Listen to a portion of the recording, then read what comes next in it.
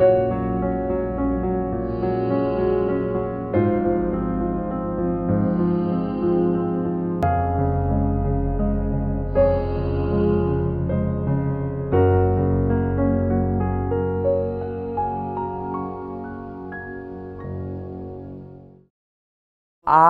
am absolutely a Jersey girl, and I don't pump gas.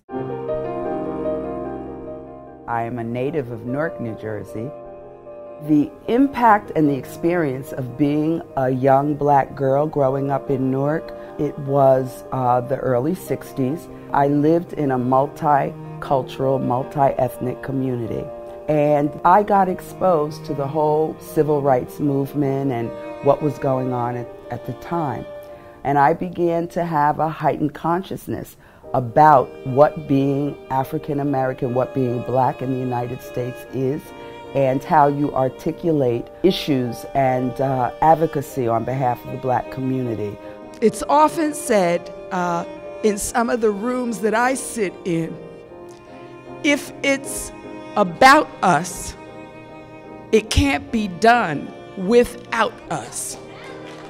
I would not have wanted to be born anything else than an African American woman. I think that it gives me a perspective, it gives me a deeper understanding of all cultures and ethnicities. As a young person, I never thought I would get into politics or government.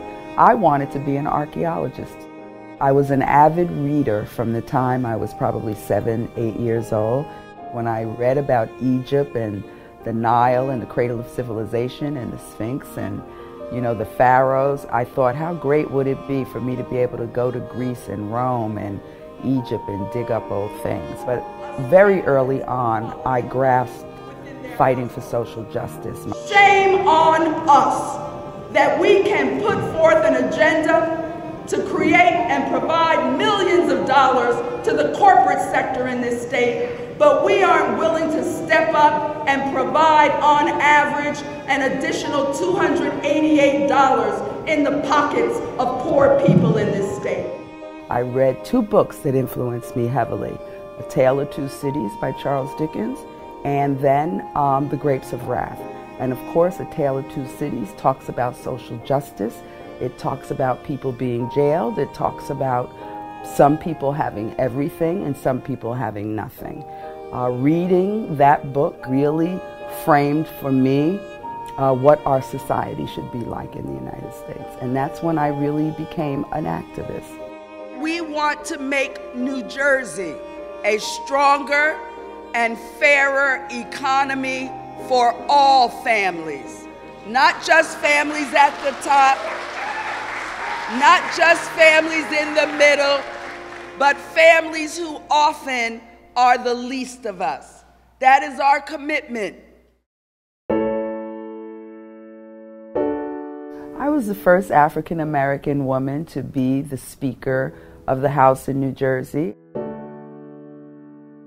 There's something in the State House called the Speaker's Gallery, and there are either paintings or photographs of speakers from 1776 to the present. And I do get a thrill by walking through the Speaker's Gallery and seeing that in 2010 I was the woman that became the Speaker.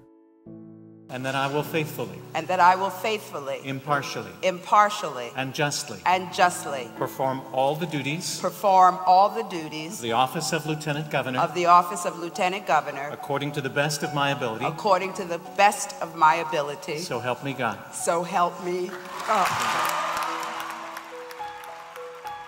I also have become the first African American woman to win a statewide office in New Jersey. And I became the first African American lieutenant governor in the state of New Jersey. The night that Governor Murphy and I had our victory celebration in Asbury Park, I said that I hope that little girls that were watching TV that night could see me standing on that stage and could know that they too could aspire to become a lieutenant governor or a governor. That is when I really began to realize that I do serve as a role model for people, and people can look at me and my life's journey and they can see that you can really do anything. You really can. It has taken from our independence in 1776 until this moment for New Jersey to have a woman of color serving in a statewide elected office.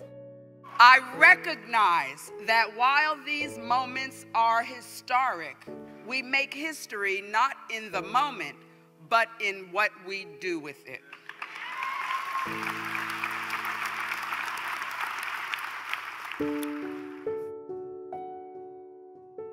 I've lived in the city of East Orange for over 40 years. When I see people in East Orange, they tell me how proud they are.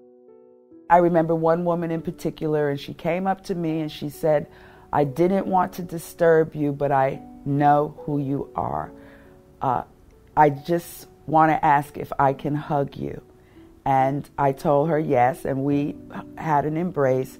And she said, "I just want you to know how much you mean to me and my entire family." It's emotional. I feel emotional when those things happen to me. My mom, she goes to a senior center program. You know, she told me she's a star at the senior center because she's the mother of the lieutenant governor. And they tell her at the senior center, "I saw your daughter on TV last night, and oh, you must be proud of her. We just love her. We're so proud of her."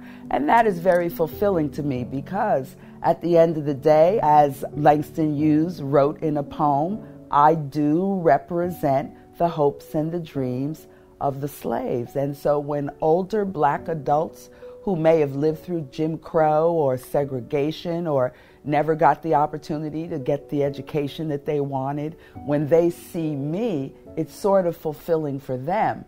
Like, yes, it's me, but they feel like they're a piece of me. And I find that extremely emotionally humbling. My message is a message that I think I embraced from the late Congresswoman Shirley Chisholm, the first black woman to enter Congress. And Shirley Chisholm once said, "Don't be afraid to swim upstream when the current is going in a different direction." And I think that that is reflective of the path and the journey. I never bought into the concept that just because everyone else thought one thing, that it wasn't okay for me to think something else. I think that gets to be important for all of us, especially women who want to pursue careers and, you know, they want to make accomplishments, achievements. Just set your mind to what you want to do and be prepared. Expose yourself to different things. Eat different foods.